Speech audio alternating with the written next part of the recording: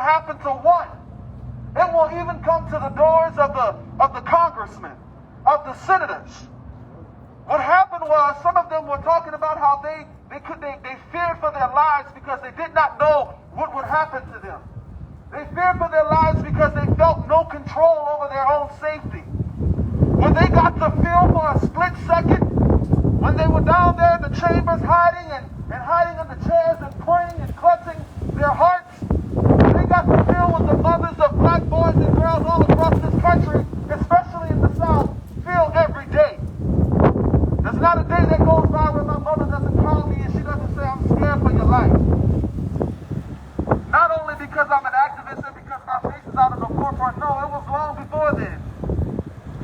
because she knew that my black skin was enough for me to become a slave again. And as long as that slavery is not abolished completely in Louisiana, my brothers and sisters, we are still enslaved. And until we come to that reality, what we do here will be pointless. What we do every day will be pointless. So we can come to grips with the reality that we are not free until we demand freedom for everybody, not with exception, without exception. There can be no exception to slavery. There can be no exception to the most gruesome thing that ever took place in this United States of America. Last week ago, I found it so offensive to hear that one of the darkest days in America was on last week when a few white men went up to the Capitol and scared a few of the good old white men and women. Scared a few of the elite and rich and powerful. No, the darkest days of America have always been and will always be when they enslaved us, when they beat us, when they pretended to let us free, and then continue to keep us marginalized, continue to keep us down, continue to oppress us. No, the darkest days of America are still here. The darkest days of America is when you look out and you can see the direct hypocrisy. The darkest days of America overlook us not because a few people went and stormed the Capitol, but because this type of behavior was not just incited by Donald Trump and Republicans, but they were complicit. Democrats were complicit. White men and women were complicit. And guess what? Even some black brothers and sisters were complicit. So, if you want America to not be so dark, let's abolish slavery. God bless you. Thank you, Devon. That was a powerful word. Next we have Brother Laramie with the New Black Panther Party and Incarcerate Louisiana. The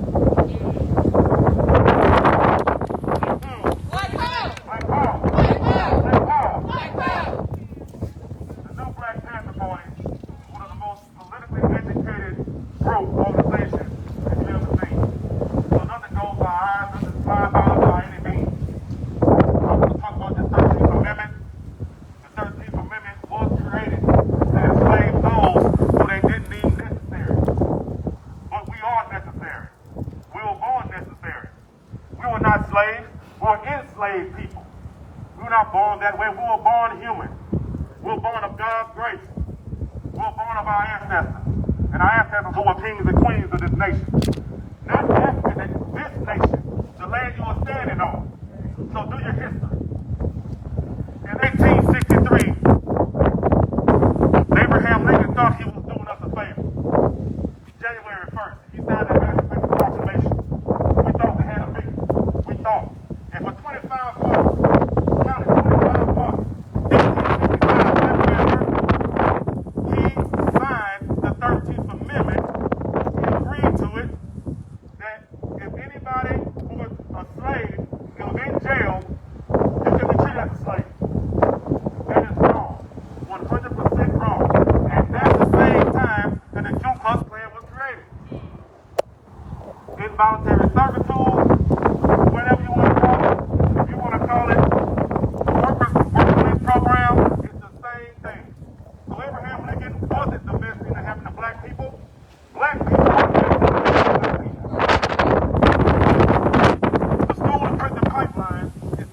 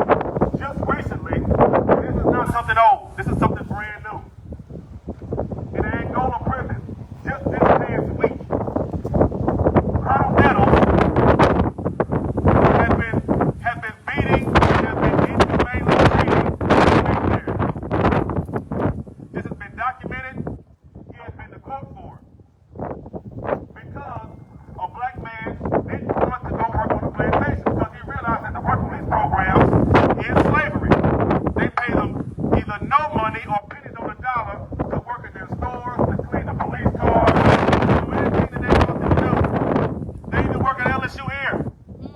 And after they get out of prison, for whatever they're incarcerated for, they can't get a job there. That is slavery. That is the best way you can put it. That you can't put it in any other kind of way. Louisiana statute, Louisiana revised statute, 15828 says, any person incarcerated shall be treated as a human. Shall be treated as a human with a psychology and everything else in the state of the They took this man, they stripped him naked. They put him outside the prison home. Raised outside. For punishment. That is 100% wrong. However way you want to cut it. Not here anymore to work your regulation. That's why the exemption clause in the 30th Article 1, Section 3 will be removed. And if we have to go up and rip the page out ourselves, we will do it. That's right. We're not going for it anymore. $4 was the only thing that was going to do it. Way too long.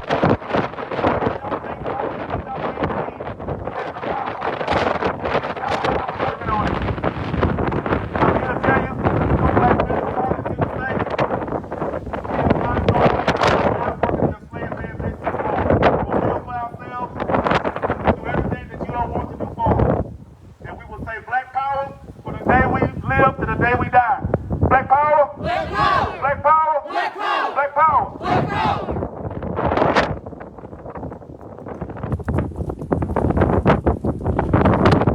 I'm not going to be too long. Basically, what was the Constitution written for in the first place? It was down to a group of rich white men who were slave owners. Capitalism, was this principal operation to exploit people, black and brown people. So when they claimed they gave us the Emancipation Proclamation, they just ignored it as a way to keep slavery going because that's what capitalism is. Capitalism is designed to enslave people, profit motives. So the prison industrial complex is just, a part of the system.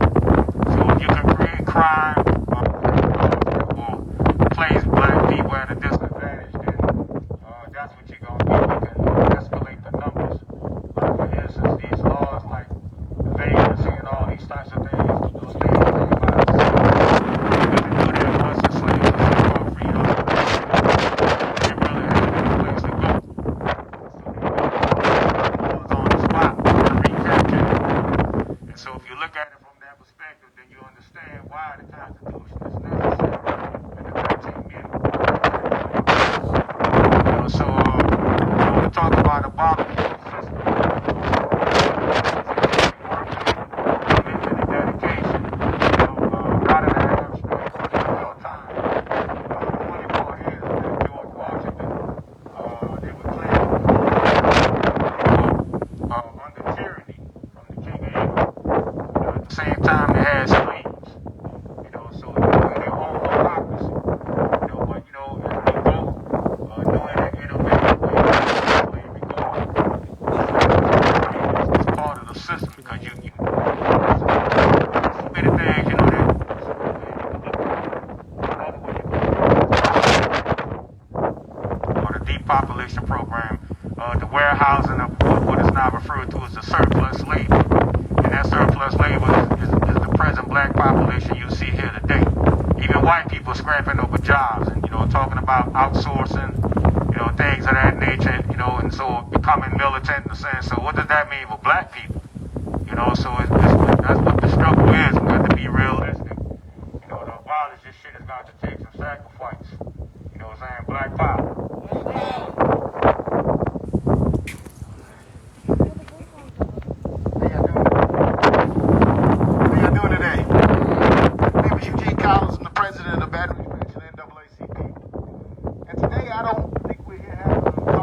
About black and white, but yeah, right or wrong. It's not sensible that this state still would have this law on the books. It's not sensible that slavery even took place here. It's not sensible that we still have a system that perpetuates slavery even to this day. And for those that are saying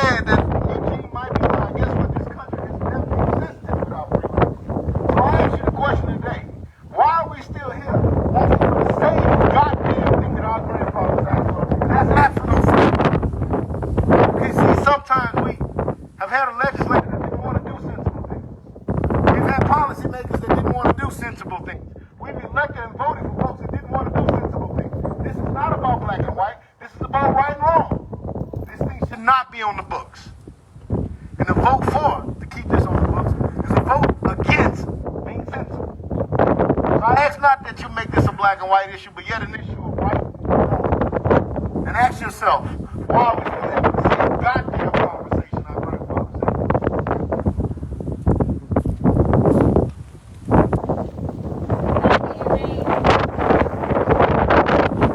Today, we gather here before the Attorney General's office because the Attorney General, Jeff Landry, has stood on the wrong side of the issue every time there was a grievance or some injustice regarding black life in Louisiana. We have had people literally murdered by the police state, people wrongly convicted because of archaic racist laws.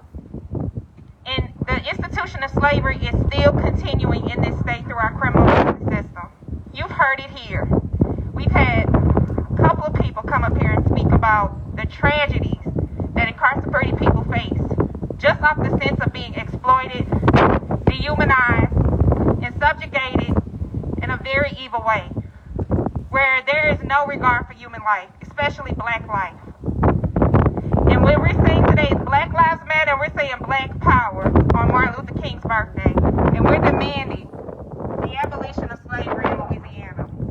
We need to rid ourselves of the exception clause in the Louisiana State Constitution. We're working this year to push legislation forward to get this accomplished. This will be a constitutional amendment, but we're going to need the power of the people across this state to make things right. If we were able to get the non-unanimous juries overturned, we can abolish slavery in Louisiana.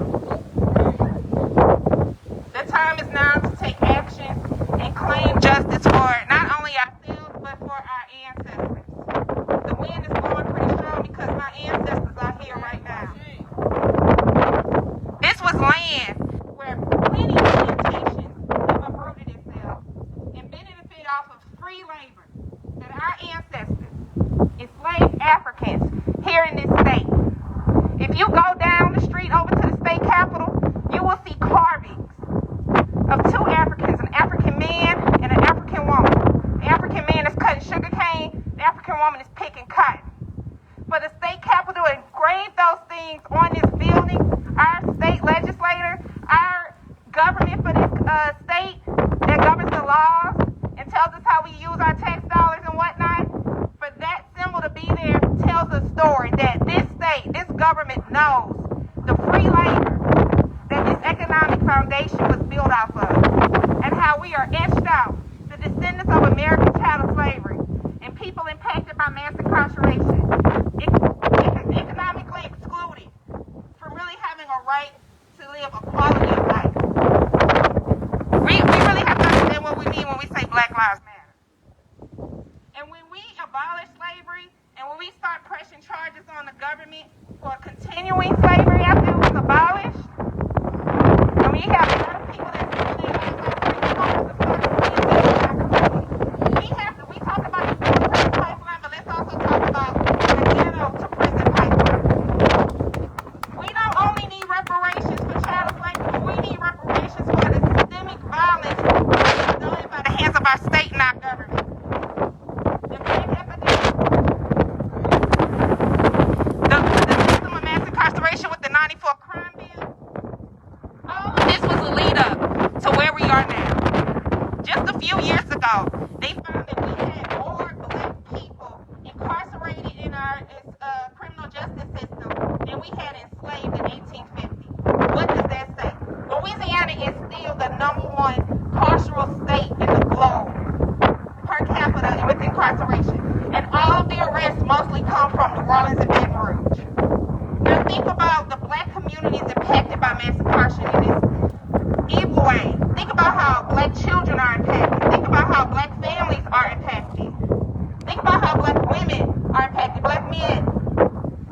This has to end. We have to abolish slavery. It's enough of them profiting off of black and brown bodies in this state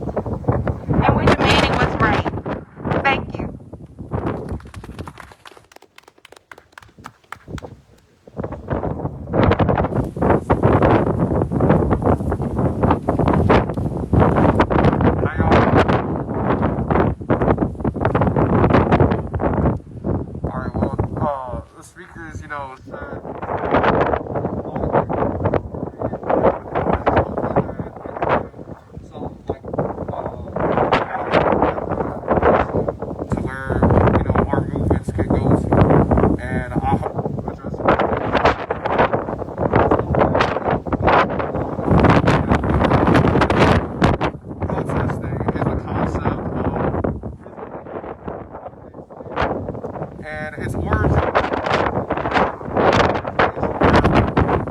It's the idea that our wealth value creation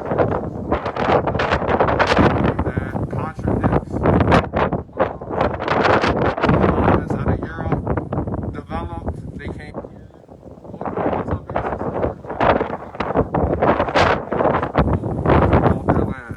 Africans were enslaved to create the majority of the United States as we know it today. And so the real goal is to figure out how we can fix these contributions. Right now we're living in strange times. We're in a global pandemic and we can't get... We're living in a pandemic right now and we can't get healthcare, for example. Like, we just had an insurgency at the Capitol, and it's very clear that a lot of elected officials were part of that insurgency.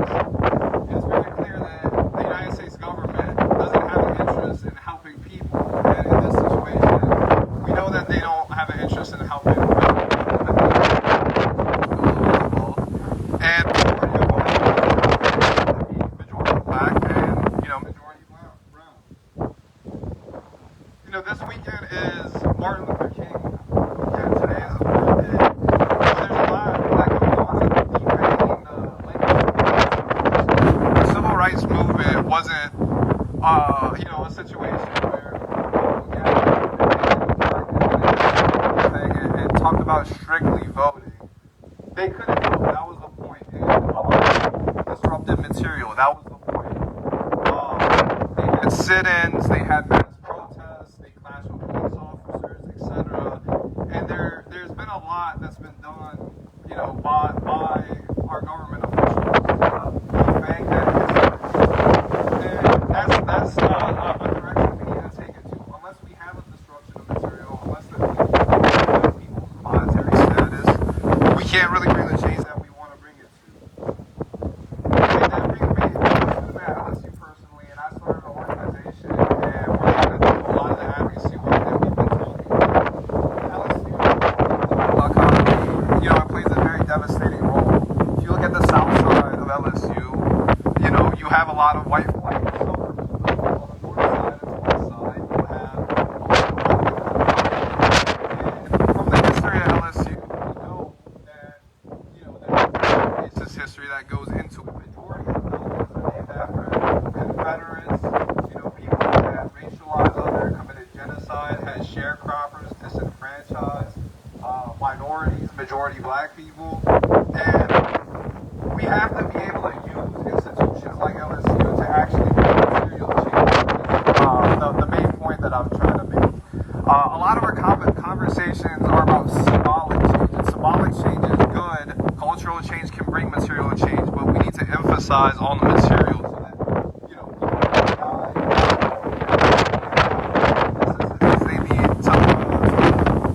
LSU specifically uses prison labor right now. They bring in prisoners from the Dixon Institute, and prisoners a lot of landscaping, clean football fields, they clean Mike the Tiger's habitat. They provide a lot of services that the LSU has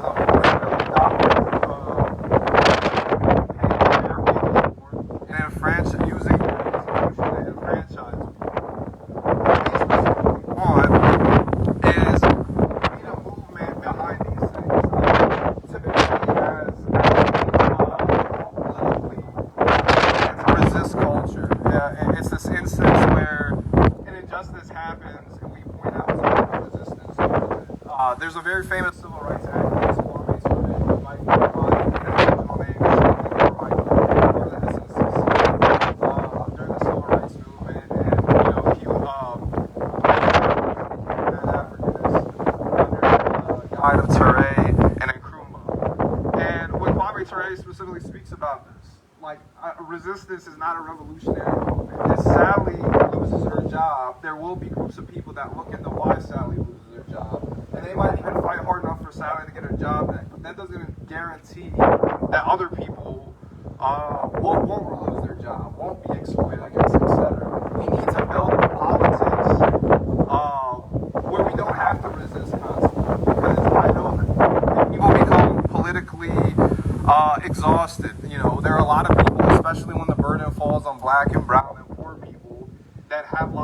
to attend to. They have jobs that they need to provide homes for themselves to stay afloat. Resisting at every chance of injustice.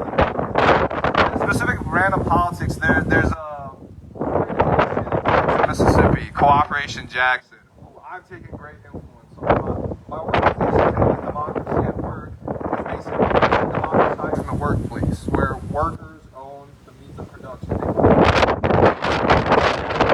Well, Cooperation Jackson, with the help of rights workers, they have a mayor that used to be part of the New African Party back during the Civil Rights era when it was springing up.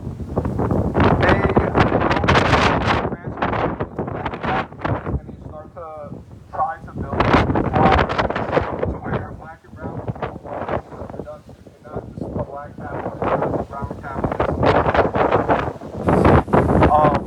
And this is really great for a plethora of reasons. Today, when we're talking about prison labor, we see that prison labor is there's an economic connection, but if we build communities where people inside the community own the means of production that they create, the wealth that they create, then we can point out just buy into our community. We don't have to rely on Walmart, who uses prison labor for their services. And what I'm basically trying to get across is to build up like engulfed politics that based on this small racial capitalism that we need to analyze. And the last thing I want to talk about is international politics. So a lot of the support that we need for the movements to abolish prison slavery, etc., comes from connecting to our international community. There's another form similar to legalizing immigrants. The reason we know that immigrants are legalized for the same reason why they're used for free labor, which is if you illegalize immigrants, if you make them a public enemy, corporations can use them for cheap labor. And a lot of wealth creation wars that are being fought internationally, there are groups of people organizing just like we are that can provide resources and services to us. So if we can keep these things in mind and we can build connections, we can build a broader politics than what Democrats or Republicans have to offer to us. We could start for a few people, we could start a broader movement that takes care of all these issues. And of course, as my, as we have been talking about, we can't, stand this idea of slavery, modern day slavery anymore. It's urgent to connect with organizations like Incarcerate, etc. We start at abolishing prison labor, at attempting that. We're connecting with other organizers and forming a mass movement that takes care of all these problems. So we have resources when we're down. I hope my message got across. Thanks for everybody being out here. Thank you, Sohail.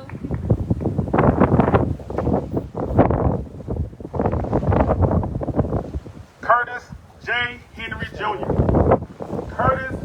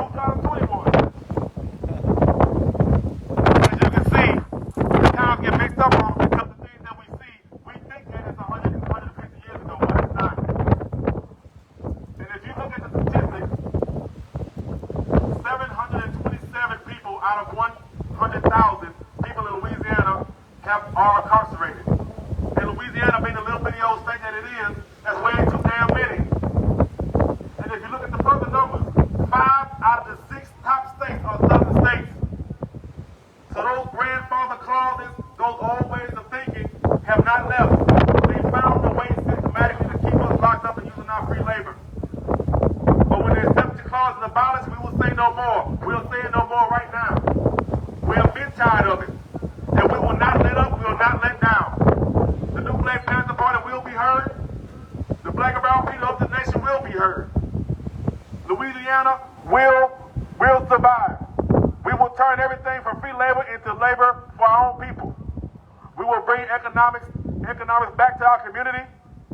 We will create the border system throughout our own community. As you see, it doesn't matter to anyone else but us. Black power. Black power. Black power. Black power. Black power. Black power.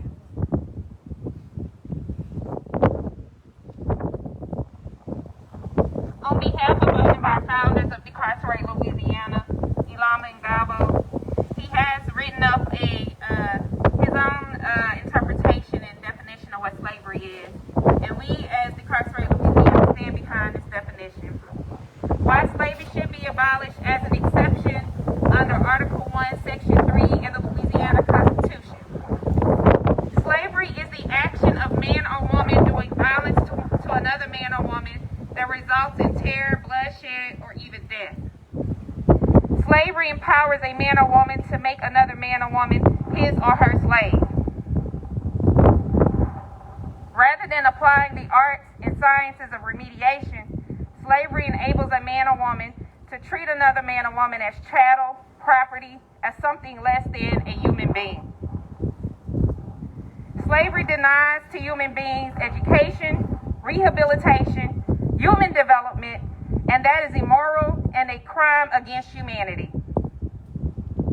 Slavery is rebellion and resistance against remediation, the morals of mankind, and the higher development of society, and therefore is going in the wrong direction. Slavery is selfishness and greed. It's warehousing and exploiting people for capital, period. And that is simply not right. Slavery is anti-human, and the moral obligation for society is to abolish it. Erase it so that we may stop it from corrupting people, institutions, and our society. Black power. Black power. Black power. Black power. Black power. Black power. Thank y'all for coming out today. Please join our call to action and sign on to our open letter demanding that Governor Edwards and the Louisiana